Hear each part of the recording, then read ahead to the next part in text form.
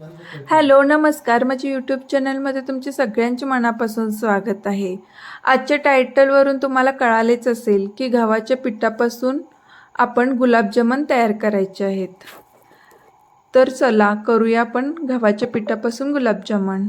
तर आता एका बाउलमध्ये मी 1 बाउल गव्हाचे पीठ घेतले आहे आणि 1 बाउल मिल्क पावडर घेतले आहे. आता हे थोडे आपण मिक्स करून घेऊया.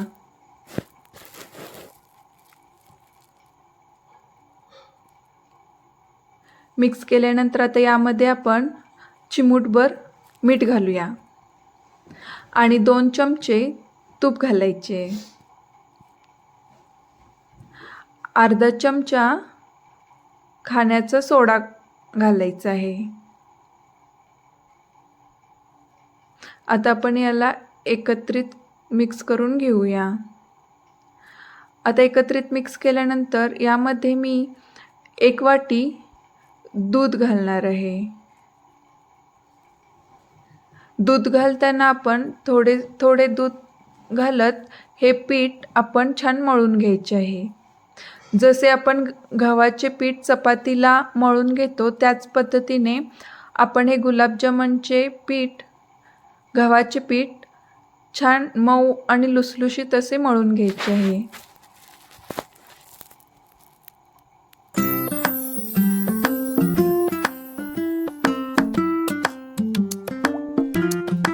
आता या पिठामध्ये खाण्याचा सोडा जास्त टाकू नये, नाहीतर गोळे तयार करताना त्यावरती स्क्रॅच पडतात. त्यामुळे अर्धा चमचाच खाण्याचा सोडा आपण या पिठामध्ये घालायचा आहे.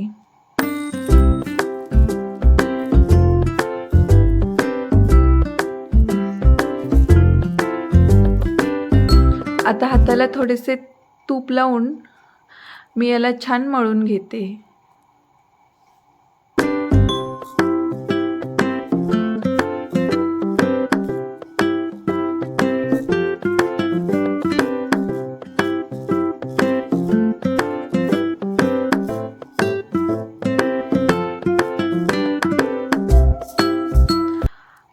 आता आपण हे पीठ मळून झाल्यानंतर 5 मिनिट याला रेस्ट करण्यासाठी ठेवायचं आहे आणि त्यानंतर याचे गोल आकारात गोळे करून घ्यायचे आहेत.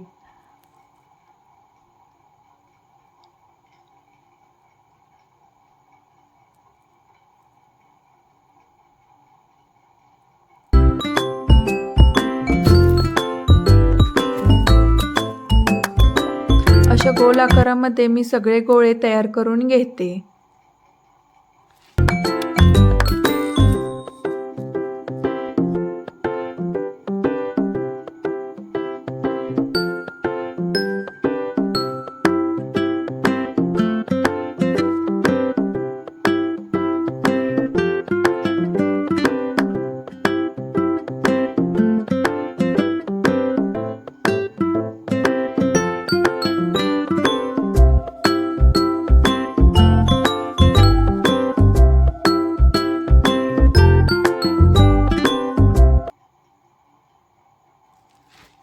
आता आपण साखरेचा पाक तयार करूया.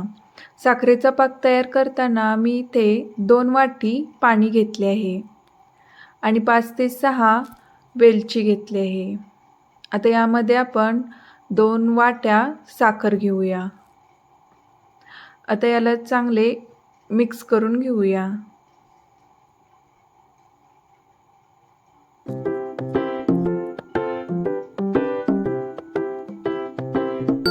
आता आपला साखरेचा पाक हा तयार झाला आहे.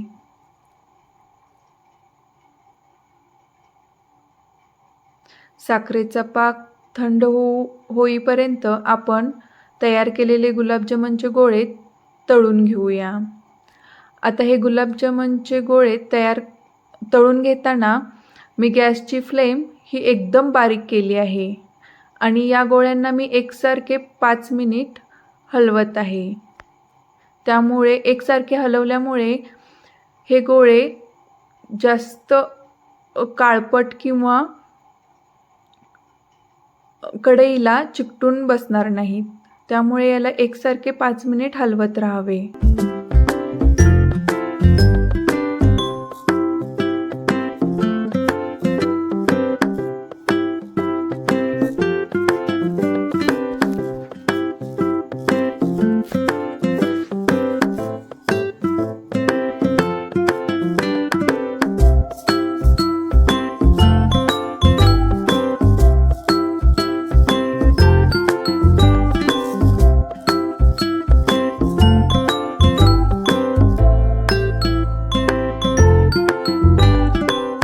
आपले गुलाबजामुनचे गोळे हे छान तळून झाले आहेत. आता आपण याला एका प्लेटमध्ये काढून घेऊया.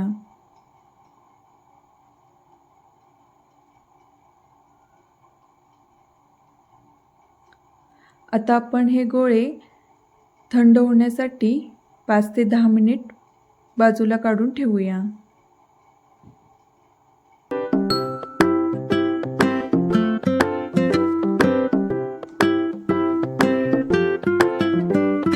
आता याला आपण साखरेच्या पाकामध्ये घालूया.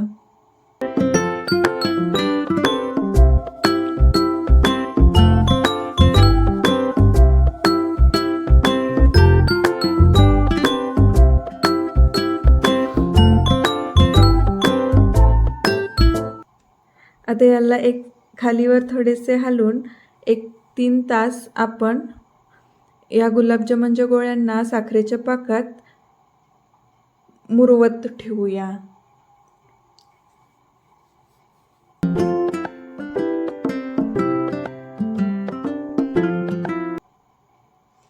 आता 3 तासानंतर बघा गुलाबजामुनचे गोळे किती छान दिसतायत, अगदी छान मुरलेत आणि आता आपण हे खाण्यासाठी रेडी झाले आहेत.